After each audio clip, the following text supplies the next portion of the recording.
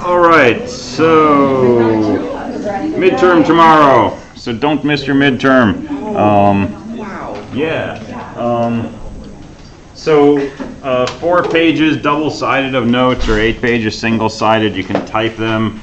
You can bring oversized paper if you really want to. But my goal is not to restrict you to, you know, a small set of notes or to try to make you guess what's going to be on the exam, right?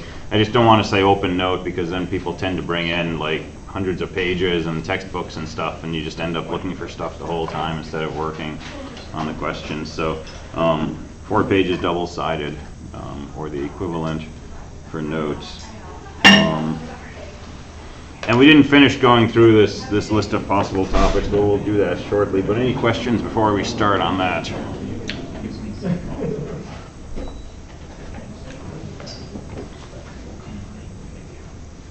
And I don't remember exactly where we left off, but we were talking about C.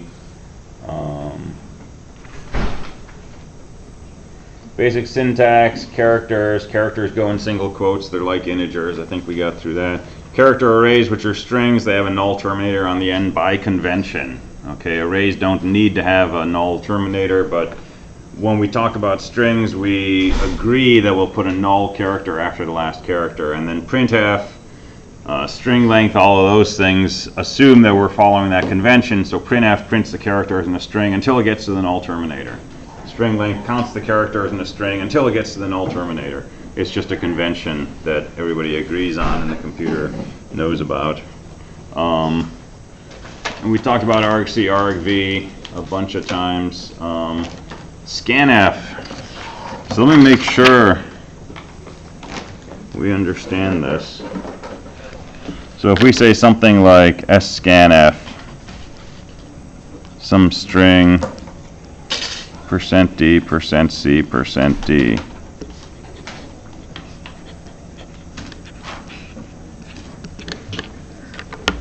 Right. The goal of this call to scanf is let's read the characters in the string starting with the first one, and let's see if the string begins with an integer, followed by a character, followed by an integer. Okay, here's what scanf does. If it finds an integer, it will copy the value of that integer into n1, and then it'll look for a single character. And if it finds a character, it'll copy that into this variable op, and then it'll look for another integer. And if it finds that, it'll copy that integer into n2. So it may do what we just described. It may translate 3 things into n1, op, and n2, or it could be it finds an integer, puts it in n1, finds a character, puts it in op, but then it does not find an integer after that. And in that case, it does not change the value of n2. In that case, how many things did it find? It found an integer and a character. 2, that's the return value from scanf. In that first case, it found an integer, a character, an integer. It found 3 things. The return value is 3. If it only finds an integer and it's not followed by a character, it would load that integer into this first variable. It'll return 1 because it found 1 thing. If our string doesn't even begin with an integer, it didn't find anything, it'll return a 0. Special case, if the string str doesn't have any characters in it, it returns a -1. So this call to scanf could return -1, 0, 1, 2, or 3. Of those 5 possibilities, the only one which means that it found character in between 2 numbers is a 3. So if you say if this returns -1, there's a syntax error, yeah, that's true, but there's other cases where you could have a syntax error too, if it returns a 0 or a 1 or a 2. So I try to get people to think about what's the case where this works perfectly, and then either check for that or check for that not being the case. All right, so scanf converts a string into other types of variables. Printf is the output side. fgets is the input side that just reads until the user hits enter and throws everything into a string. You should know how to write functions, you should know how to call functions, you should know how to prototype functions, and you should know how to return values from functions, where a value from a function is something like, if you say I equals scanf. Whatever the return value from this function is, that'll get stored in I. And if you're writing the code for a function, when you say return parentheses something, that thing in parentheses, that's the value of the function, the return value. All right, and then just keep thinking about algorithms. And somebody in the first section asked today for clarification on Linux commands that you should know. So, so here's the list I gave them. Make dir for creating a directory, pwd for seeing what directory you're in, cd for changing your directory. ... means your parent directory, so if you cd ... it moves you up one directory. If you cd sub, it moves you into a subdirectory named sub. If you cd / something, it moves you into that directory. ls for seeing what files are in your directory, ls-l for seeing details, like the file size, and so on. File manipulation, cp for making a copy of a file, mv for moving or renaming a file, rm for removing a file, getting rid of it, rmdir for getting rid of a directory.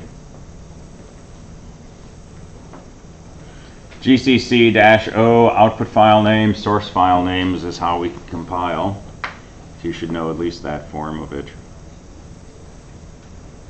Changemod, chmod, we use for setting the permission on a file. So usually changemod 755 and then the name of the file to make it executable.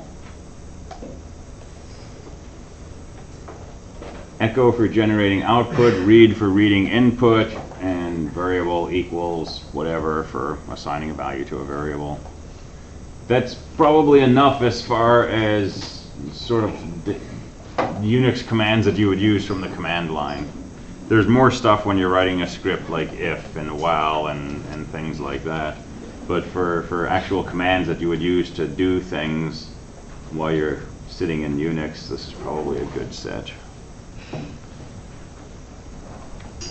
Yeah? So how do you use move to rename file?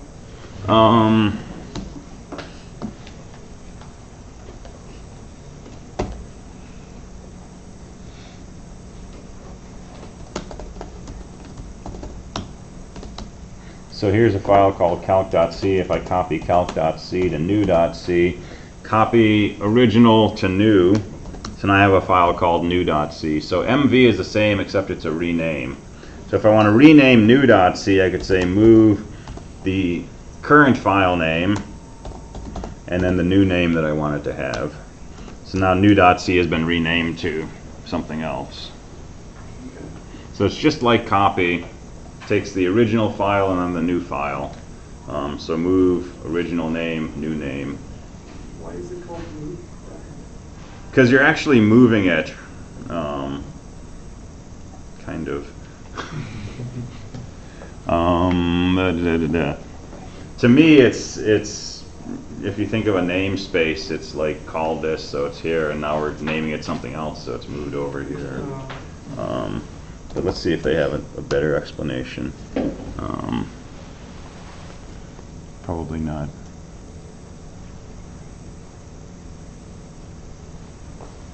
Yeah, they just say move parentheses, rename.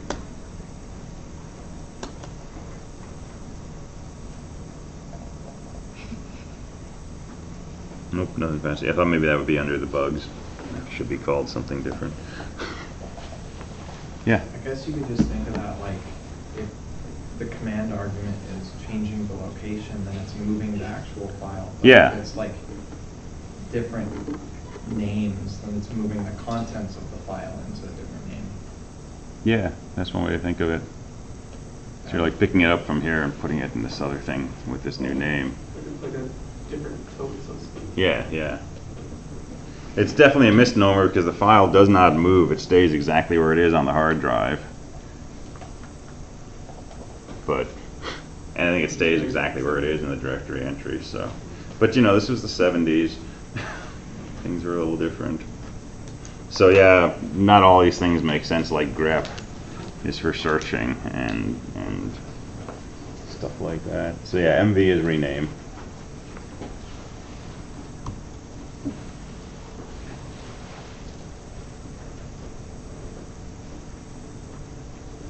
Other questions?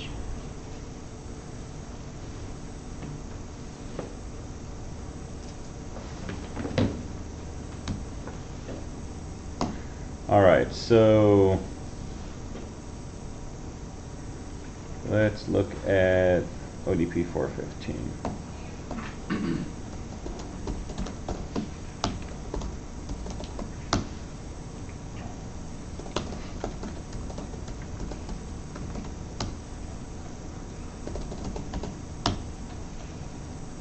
So here's a solution to the calculate function. So it takes in a character array, buffer is what I called it, and returns an integer. We need some temporary variables to hold the number and the operator, so that's n1, n2, and op. And then we just turn to scanf and say, hey, parse this argument buffer for me and tell me what you find. So if buffer is equal to, their string in this case, if this is equal to 24 plus 17, right, it'll load a 24 into n1, it'll load a plus character into op, and it'll load 17 into n2. And this will return a 3. So first thing we want to know is, did it find integer, character, integer? So we check the return value from scanf, which I saved in stat. If stat is not equal to 3, it's a syntax error, return -1. Otherwise, we can look at this operation and do whatever it says. If it's a plus, let's add 24 and 17, n1 and n2, and return that. If it's a minus, let's subtract n1 minus n2 and return that. So you can do it with if statements. I did it with a switch statement. So switches look like this.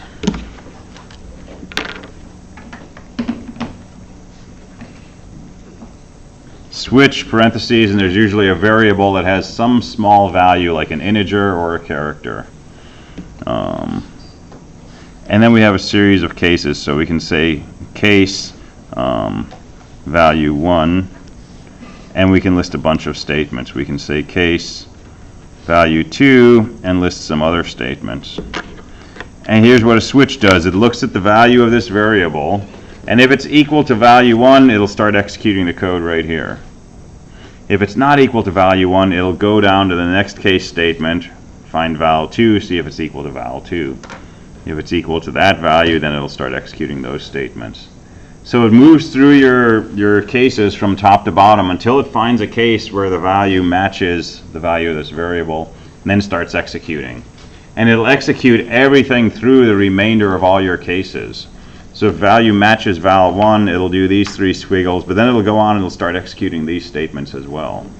It follows through. So usually we put a break in here which says don't go on after this, get out of the switch statement. The other option is you can have a return, and in this case I have a return at the end of each case statement. In fact, my case statements are just a single line which says if the operator OP is a plus sign, take n1 plus n2 and return that. So return takes you out of the function, it doesn't go on to the next statement. But if the operator is not a plus sign, it'll look down at this next case and say, okay, is the operator a minus sign? And if it is, then it'll return n1 minus n2, otherwise it'll come down here and here. And then default is a keyword. If your object, your variable doesn't match any of the things in your cases, but you have a statement labeled default, it'll run whatever is listed there. So in that case it does this, which says return -2, and that's our illegal operator code. So you can do this with ifs, you can do this with a switch.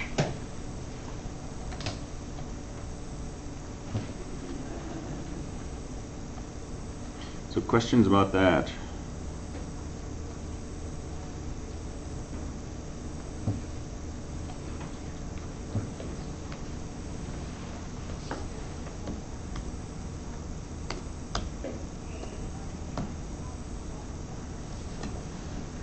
All right, so let's look at 416. So 416 is another string processor. It's going to take two arguments. The first is a string that we're examining. The second is a string we're going to create. So you're going to call this, if you're writing test code, with the first string being something and the second string being an empty string that's going to be modified. So this is called remainder.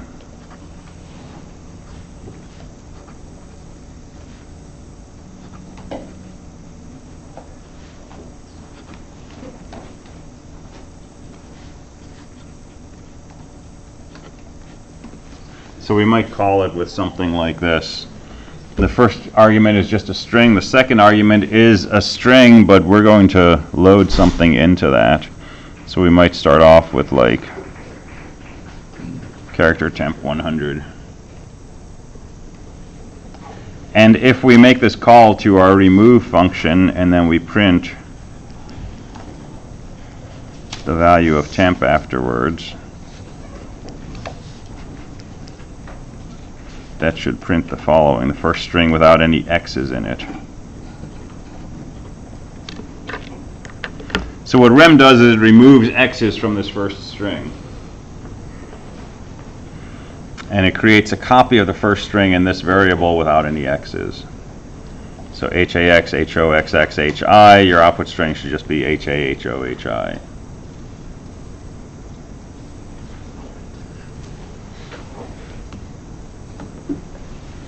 So two strings, first is text to process, second is where the output will be placed, remove all occurrences of a lowercase x from the first string, save the result in the second.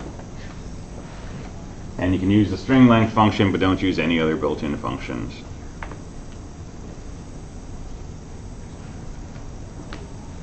And then test your program with your own main program, assess it in the usual way.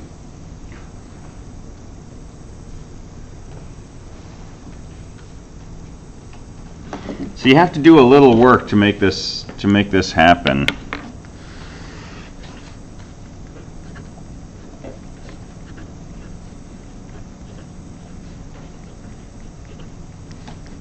So your input string is something like this. I'm throwing the null terminator on the end just to be clear. And we want our output to end up being this shorter thing.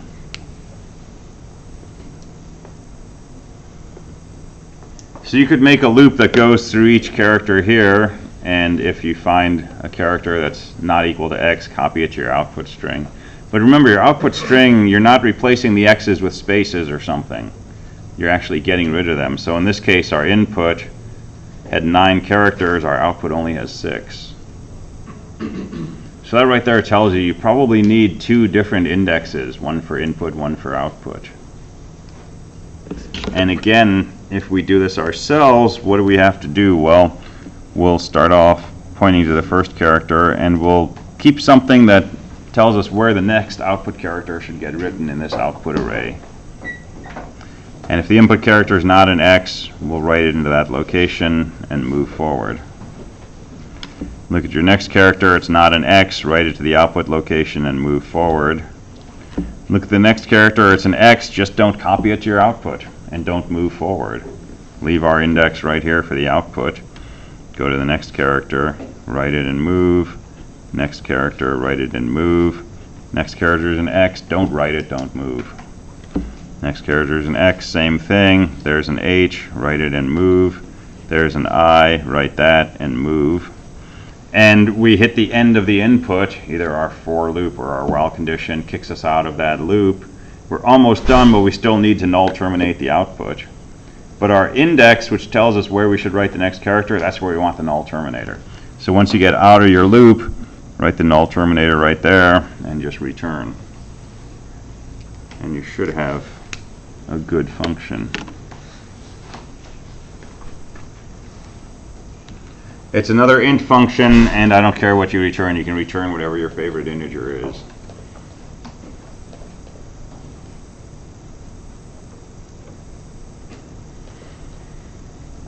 All right, questions?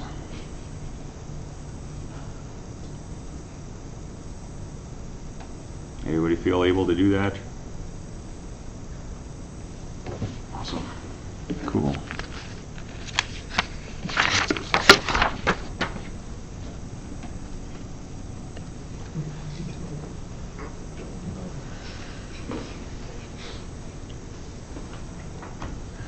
All right, so I want to start something which is not on the midterm, but we'll be talking about this a lot next week. Probably Monday we'll be going over the midterm. Tuesday there's no class, remember, so we may not get back to lecture until Wednesday, but I want to start. See what? Yeah, I think I mentioned that already. Okay, I mentioned it already, and you should get an announcement sometime Monday night or Tuesday morning saying class is canceled, because I have something I have to be. So no class Tuesday. That's just for this, not like all of Clark. All right, so I want to talk about debugging.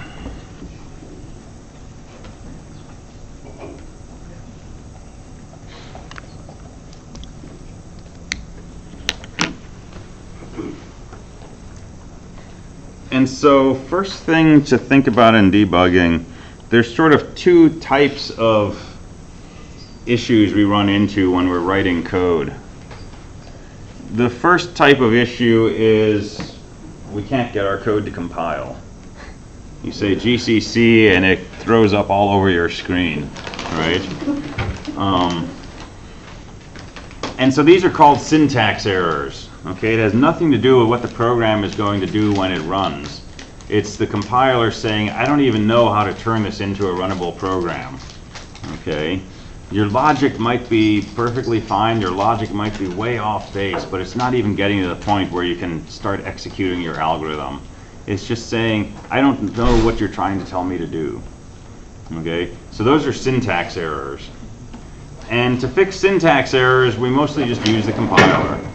You say GCC and it prints out 100 errors, and you find the first error and it says, you know, error at line 1, and you go look at line 1 and it's like, oh, I misspelled stdio.h. So you fix that and then recompile. Don't fix that and start looking at your second error. Always recompile after you fix an error, because sometimes you fixed one error and it fixes a bunch of other things. And here's one that used to catch me a lot. So you can write comments like this, /* and eventually you put a */ to end the comment, right? And then you have, you know, a few thousand lines of code, and you have another comment. And there's actually one time I did this, and I accidentally had a space right here in between the * and the /. And what that means was that this was not ending the comment, which means all this code was part of my comment all the way down here until I got down here to the * down here. And half my program was considered to be a comment by the compiler. And all the functions and variables and things I set up there, it thought those were just comments. So I got like 1,000 error messages out. And it was just because I had one extra space here in the beginning, right? So that's fairly typical. So find the first error, fix it, recompile, and see where you are. And sometimes a bunch of errors have gone away magically. So those are syntax errors. Okay, syntax, not meaning, but structure. So you finish all your syntax errors, your code compiles without errors, hopefully without warnings. Okay, and now you run your program, and it says seg fault. Okay, so that's a runtime error.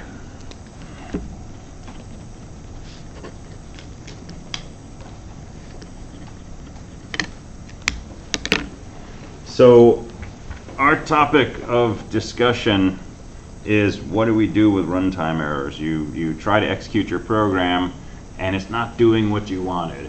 It's either doing the wrong thing, or it's just seg faulting, or maybe it runs forever and never seems to do anything. But something is going wrong. And it's useful when you're thinking about your code if you can pretend you're a computer. You look at each instruction and it says integer I, so you write I on a piece of paper. And you say I equals 10, so you put a 10 next to your I on your paper. And it says I equals I plus 1, so you look at 10, you add 1 is 11, you put an 11 next to I. And it says if I is bigger than j, so you look at I and j on your paper, I is bigger than it, so you do what's in the if block. You pretend you're a computer. That is cumbersome for a very long program. So what we can do is we can actually try to find out what the computer is doing by asking the computer, what are you doing? Right? So a debugger is a tool that will let us run our program, but while it's running, do things like say, tell me the value of I, tell me the value of j.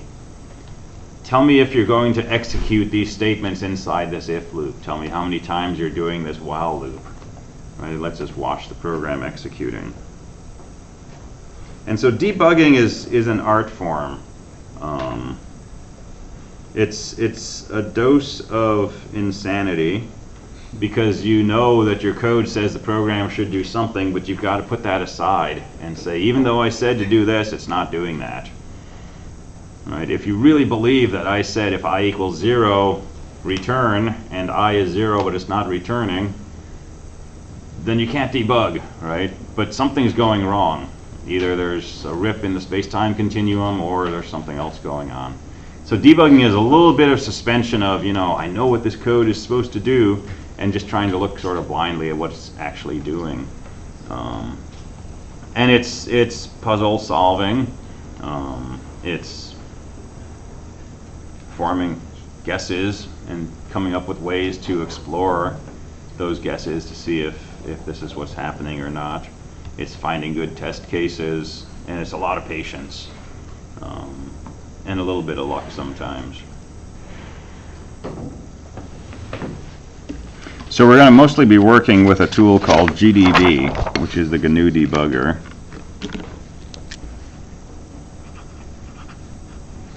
And GDB is available on almost any Linux system that you're going to encounter. It's available on other systems. It's been around forever. It will probably be around effectively forever, as long as we're doing things on Linux and C and so on. And so getting a good handle on GDB is helpful, like long term, as long as you're dealing with computers and code.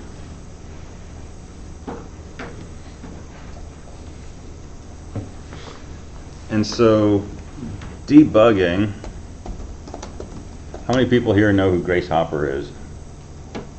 She's an American computer science. She is an American computer scientist. Excellent. She's that person.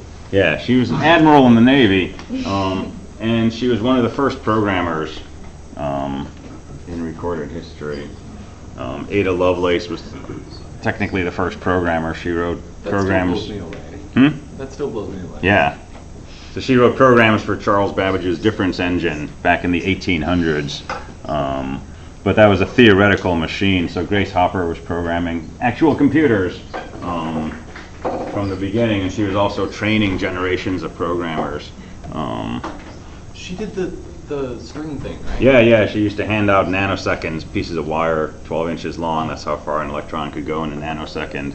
So she would hand that out to people that she was lecturing to. And it was her notion, if you can save a nanosecond in your code, you're saving that much travel time for an electron, right?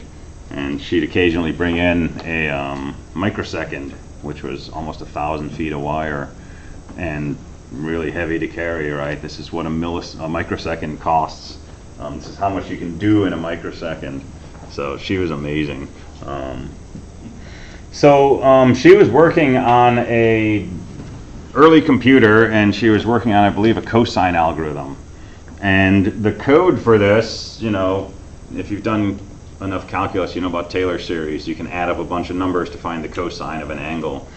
So they had code that was doing this, and it wasn't giving the right answer. And I think it used to work, and it had stopped working. For some reason, this function was just returning gibberish. And she wrote test cases and was debugging the code.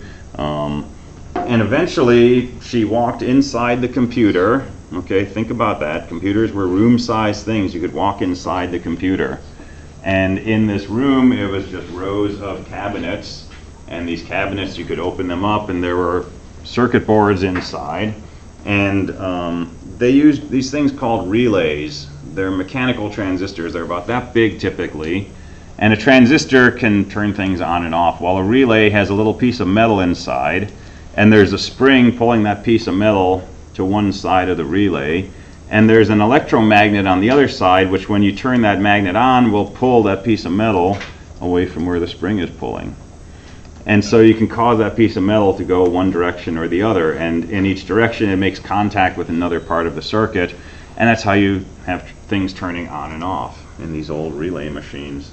So she walked into the computer and she knew from her test cases, her debugging, where the problem seemed to be, and she pulled out a relay and she found inside the body of a dead moth. And this moth had gotten inside the machine, and inside, these relays usually have plastic covers on top, inside this case, and its body was physically blocking this piece of metal from moving and making contact. So it was basically a faulty switch, a faulty transistor, but it was actually caused by a bug. So she took the bug and taped it into her logbook and dated it and recorded first actual case of a bug being found. Is that where the term bug comes from? I think it came before that because she referred to it as a bug, but I think it's the first time that debugging actually meant removing a physical bug from the computer. So yeah, that's where debugging takes you sometimes, right? Probably not for 224. Okay, we're not going to find a dust mite in a transistor that's causing our seg fault. But it's the same idea, right? There's something going on different from what you expected, and you've got to somehow be able to find evidence that points you to where the problem is until you can find the problem and then fix it, whether that's removing a fried moth from the circuitry or initializing a variable. So we're going to use GDB. It's a tool that lets us run our code, but while it's running will let us do things like look at the values of variables. Or will let us execute our code one instruction at a time so that we can watch how it flows. And if we have a loop that should loop 5 times and it only loops twice, it'll be really clear because we'll see the code step through, go back to the beginning, step through, and then it continues instead of looping back to the beginning again. So it gives us a very detailed look at what's going wrong, or what's going on, so that hopefully we can figure out what's going on.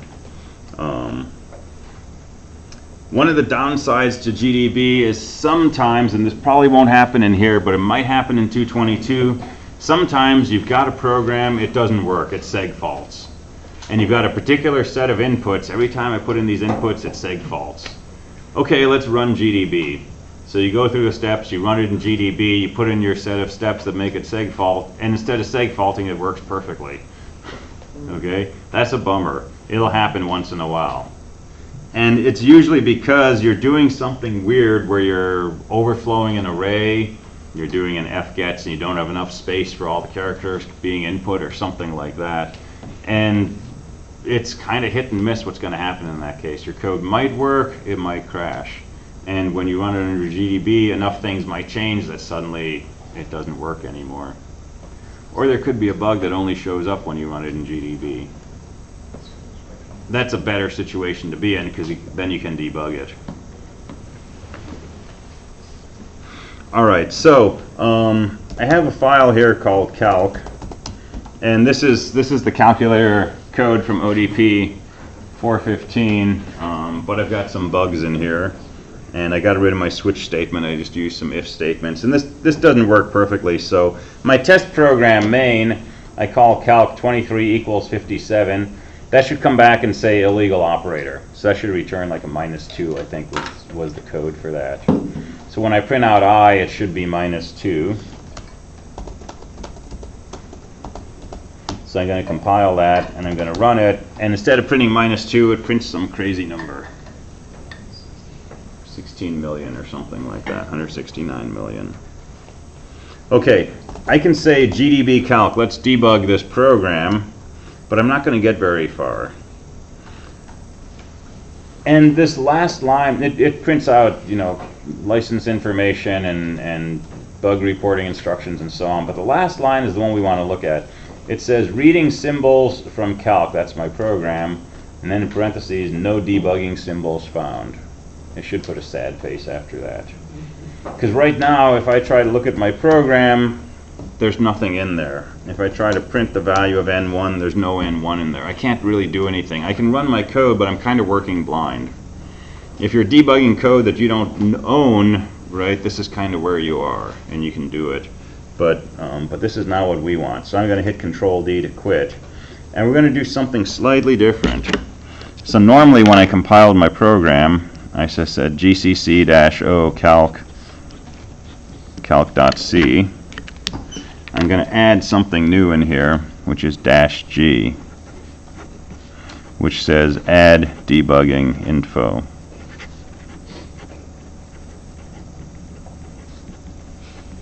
So compile the usual way, but say gcc-g, and then do everything else that you normally do. So I'm going to compile it just like that. And I can still run my program, same as before. Okay, so what changed? When I compiled gcc-o calc.c, it gave me an executable program named Calc. It was 8,432 bytes long.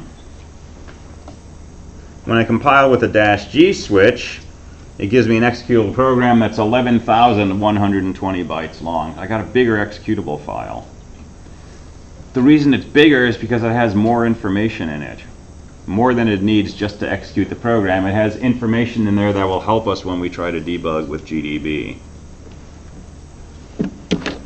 So I'm going to say GDB and the name of my program to start the debugging. And now when I run it, the last line it says reading symbols from Calc done. Okay, if you don't see that, go back and make sure you said -g when you compiled. Can you put -g after -o? I'm going to say no. You can put it in different places, but after -o, you've got to immediately have the name of the file you want to create. You could put it after -o calc, or you could put it at the very end. But I'm just going to say put it right after GCC. All right, so I'm inside GDB. Now if I say list, I actually see my program source code. So this is nice. I don't need another window where I can look at my program. It's actually available inside GDB.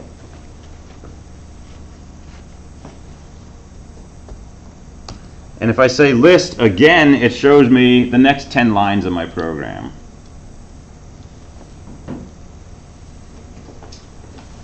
And if I say list again, it'll show me the next 10 lines, or as much as it has available. There's only 4 more lines in my program, so it shows me those, and I'm done.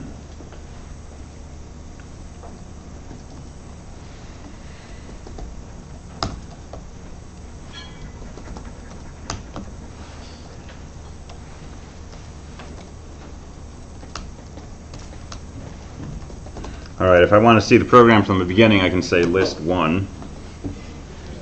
So here's a general thing about GDB. If you just hit enter, it usually does something good. Okay, I said list 1, it showed me the first 10 lines of my program. If I just hit enter, it'll assume, oh, you want me to list some more of your program. And it'll go ahead and show me lines 11 through 20. And if I hit enter again, it'll show me 21 through 24. And there's lots of little shortcuts in GDB that will make things faster. You don't need to know them, but if you use them once or twice, they're so convenient or you'll remember them. So hitting enter usually repeats the last command in some sort of reasonable way. Okay, well, I want to execute this program and I want to watch what's happening. So let's look at the beginning of it again. I've got my include, I've got some declaration of a function, I've got my main program, and my main program does 2 things. It calls calc and then it does a printf. Okay, so we start the action by saying start. Start says begin the debug process. And rather than just running my whole program, which would, not give me a chance to watch, it makes what's called a temporary breakpoint at line 7. So let's follow calc.c line 7. That's my call to the calc function. And it says temporary breakpoint 1, main calc.c line 7. Here's the line. And this is the prompt from GDB. GDB in parentheses is waiting for me to do something. The line that it shows me has not yet been executed. It shows you the line that's going to be executed. So it hasn't called calc yet. So I can say, let's print the value of I, and it just happens to be equal to 0. But that's because I haven't called calc yet. Okay, so if I tell it to continue from here, it's going to call my calc function, and I want to see what happens inside that function. So there's two ways to tell it to go on to the next line. There's next, and there's step. How many people here have done 270? Okay, so this is like step over versus step into. So next basically says run until this statement is done. So this statement says call the calc function, take the return value from that, store it into I. If I say next, all of that's going to happen. But what I really wanted to do is get down to the beginning of the calc function and then let me start watching what happens one line at a time. So if I say step, this says run just one line of code. So pick processor, MP lab, this is step over, meaning if it's a function call, just come back afterwards. This is step into. So I'm going to say step. And now we're at line 12 of calc.c, which is our calc function. And it tells me I'm in a function called calc. It was called with an argument that's called buffer, and buffer is equal to this big, long, weird number with a lot of 5s in it. And it knows that that's a string, and so it's also showing me the value of the string stored at that location. It's 23 equals 57. So I can list 12. It's sitting right here at this curly bracket.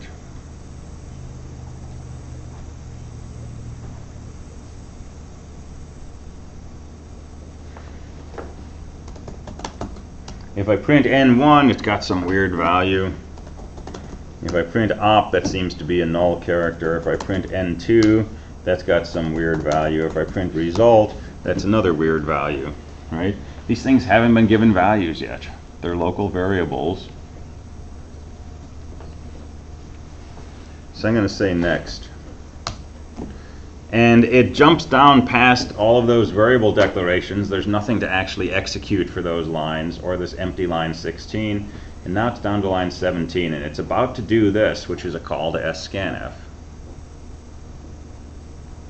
And I can double check. I can print buffer, and buffer is 23 equals 57.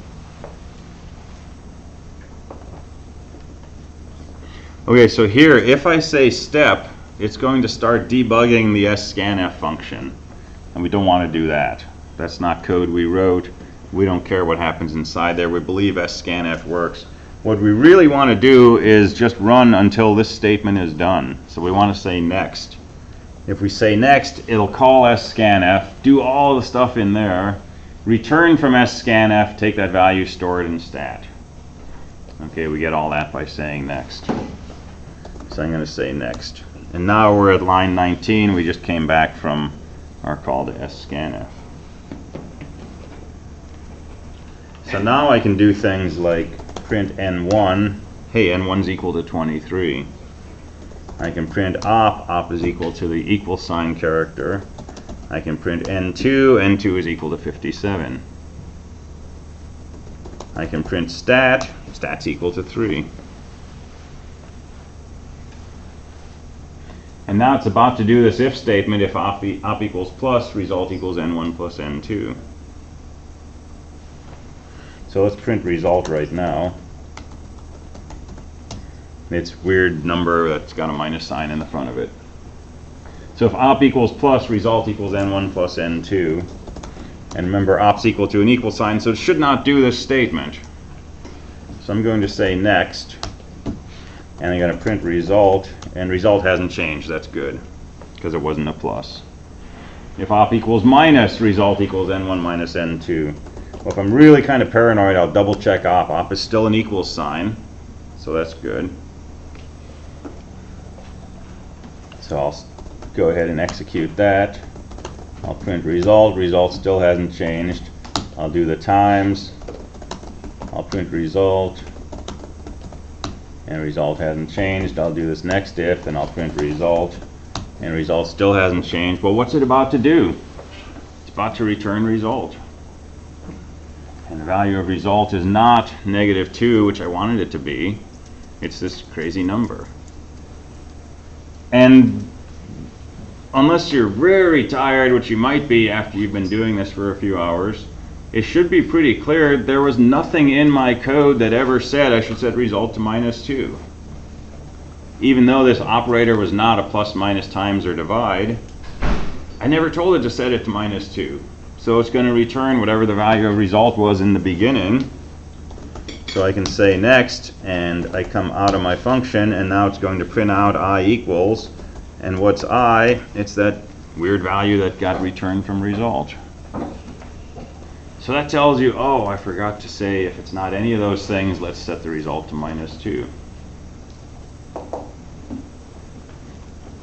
So you still have to do some work when you're using a debugger, but it does some of the monotonous part for you by keeping track of variable values and so on and so forth.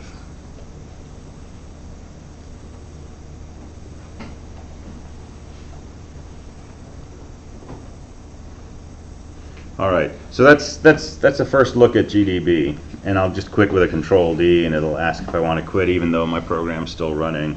I'll say yes. So we'll work a lot more with that next week. We'll spend a good part of the week playing with GDB, getting better at it, but that's basically an overview of it. All right, so I will see you tomorrow for your midterm.